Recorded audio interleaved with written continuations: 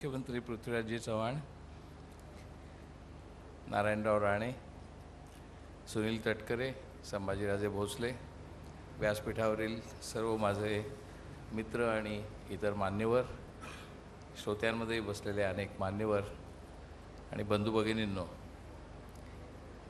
साधारणपणे वासंतीवर्तक रेडिओ आणि टी व्हीवर असतात. त्यांना माहिती आहे एका मिनिटामध्ये 80 ते 100 शब्द बोलले जातात. त्यामुळे ते 2 मिनटं बोलायचं म्हणजे साधारणपणे 160 शब्द बोलायचं, असं साधारणपणे एक परिपाठ रेडिओवरती असतो. टी व्हीला जरा वेगळा स्पीड असतो. मला लवकर जायचं आहे म्हणून त्यांनी हा इथला सभा संकेत प्रोटोकॉल मोडून मला इकडे भाषणाला बोलवलं. याच्याबद्दल मी आभार मानायच्याऐवजी एक संकोच व्यक्त करतो. मी एवढा मोठा माणूस खरोखरच नाही, पण ग्लोबल कोकण या परिषदेमध्ये त्यांनी मला आवर्जून बोलावलं म्हणून मी केवळ आलो. आणि मला फक्त एवढंच सांगायचं आहे की सर्वसाधारणपणे सध्या सगळीकडे चर्चा ही अर्थशास्त्राची असते. आर्थिक वाढीचा दर किती आहे, आपल्या देशाचा संबंध जगभर मंदीची लाट आलेली असतानासुद्धा आपल्याकडे 9% दर आपण ठेवला आहे. सारस्वत बँकेचे अत्यंत धडाडीचे आणि विलक्षण सर्जनशील असे एकनाथ ठाकूर अशी माणसं असतील तर तो 9%चा 11%सुद्धा दर होऊ शकतो, याची मला पूर्ण खात्री आहे.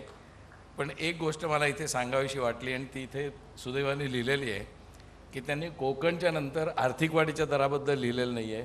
त्यांनी कला, संस्कृती, खाद्य आणि पर्यटन असं त्या ऑर्डरमध्ये लिहिलेलं आहे. तिथे त्यांनी कुठेही आर्थिक वाढीचा दर लिहिलेला नाही आहे.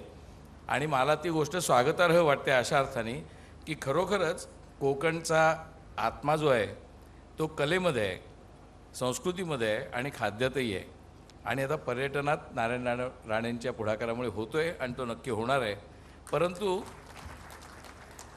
परंतु एक गोष्ट आपण विसरतो की जगामध्ये सध्या कला हाच सगळ्यात मोठा धंदा आहे आर्थिक वाढीचा. आत्ता अमेरिकेमधनं जे भारतामध्ये येतं आहे सगळ्यात जास्त ते लष्कर नाही येत आहे. केवळ मिलिटरी F-16 वगैरे विमानं वगैरे येत नाही आहेत. त्यांच्याकडे मुख्यतः 2च गोष्टी येत आहेत. त्यातली एक आहे खाद्य आणि दुसरी एक कला. खाद्यामध्ये मॅकडोनाल्ड येतो आहे, केंटकी फ्राईड चिकन येतो आहे, डोनट्स येत आहेत. सगळी इंडस्ट्री जी भारताची किंवा भारताचीच नव्हे जगाची खाद्य इंडस्ट्री, खाद्य उद्योग अमेरिका कॅप्चर करते. अमेरिकेला महासत्ता म्हटलं जातं ते आर्थिक समृद्धीमुळे किंवा लष्करपणामुळे, त्यांच्या लष्करी सामर्थ्यामुळे. माझ्या मते त्या दोन्हीपेक्षा त्यांनी या 2 गोष्टींमध्ये आत्ता जगावर आपलं सामर्थ्य प्रस्थापित केलेलं आहे. ते एक आहे त्यातलं हॉलिवूड म्हणजे कला आणि दुसरं आहे खाद्य म्हणजे मॅकडोनाल्ड असेल किंवा केंटकी असेल. म्हणजेच जर कला आणि खाद्य या 2 गोष्टींवर तुमची कमांड असेल, या 2 गोष्टीवरती तुमची अधिसत्ता असेल तर तुम्ही जग जिंकू शकता. ह्याचा पुरावा खुद्द साक्षात अमेरिका या महासत्तेने दिलेला आहे. मग कोकणला काहीच अडचणीचं कारण नाही, कारण कोकणामध्ये ह्या सगळ्या गोष्टी प्रामुख्याने आहेत, प्रभावाने आहेत. आणि कोकण आपला आत्मा कसा कलेचा टिकू शकतो याचं जर तुम्ही इकडे आर्ट गॅलरीमध्ये पाहिलं तर तुमच्या लक्षात येईल. नितीन देसाईंनी अक्षरशः 3 दिवसात हे सगळा माहोल उभा केला आहे इथला. आणि तिथली जी आर्ट गॅलरी आहे तिथलं ते बालगंधर्वांचं आहे. आत्ता मला नाना सांगत होता बालगंधर्वांच्याबद्दल, सुबोध भावेच्या चित्रपटाबद्दल. तुम्ही जर सगळी आपले क्लासिकल अभिजात संगीत, शास्त्रोक्त संगीत गाणाऱ्यांची यादी काढली तर तुम्हाला ते सगळे या कोकणपट्टीत सांगतील. एकनाथ ठाकूरने म्हटल्याप्रमाणे विशाल कोकणपट्टीतले साबट. त्यानंतर तुम्ही कोणतेही नट, कोणतेही कवी, कोणतेही साहित्यकार, कोणतेही चित्रकार, सगळ्यात जास्त यांची लोकसंख्या ही तुम्हाला कोकण म्हणजे विशाल कोकण परिसरात, सागराच्या परिसरामध्ये आढळेल. आणि कला ज्याच्याकडे आहे, संस्कृती ज्याच्याकडे आहे त्याच्याकडेच वैचारिक आणि सांस्कृतिक नेतृत्व जातं. याच्या पुढचा काळ बंधू भगिनींनो सध्या काही लोकांना पटणार नाही ते, याच्या पुढचा काळ हा केवळ लष्करी महासत्तेवरती नाही आहे. याच्या पुढचा काळ केवळ आर्थिक संपत्तीवरती नाही आहे. आर्थिक संपत्ती असावीच लागणार आहे, पण ती पण कलेतनं निर्माण होऊ शकते. आणि ज्या कोकणचा कॅलिफोर्निया करायचा असं म्हटलं जातं त्या कॅलिफोर्नियामध्येच हॉलिवूड आहे, त्या कॅलिफोर्नियामध्येच लॉस एंजेलिस आहे, त्याच्यातच हॉलिवूड आहे. आणि त्या कॅलिफोर्नियातच मगाशी ठाकूरांनी सांगितल्याप्रमाणे IT सेक्टर आहे. आणि कॅलिफोर्नियाची इकॉनॉमी जर कॅलिफोर्निया एक वेगळं राज्य काढलं, जगात एक वेगळं राष्ट्र आहे असं जर मानलं तर कॅलिफोर्नियाची इकॉनॉमी जगातली 5वी सर्वात मोठी इकॉनॉमी मानली जाते. मला वाटतं कोकणच्या बद्दल बोलताना अनेक वेळेला असं म्हटलं जातं की उपेक्षा केली जाते कोकणची, कोकण हा एक उपेक्षित विभाग आहे. मला वाटतं की हा न्यूनगंड कोकणवासियांनीच सोडून दिला पाहिजे. आपण स्वतःला कधी उपेक्षित म्हणून घेता कामा नये, कारण आपण उपेक्षित नाही, आपण उपेक्षित असणं शक्यच नाही.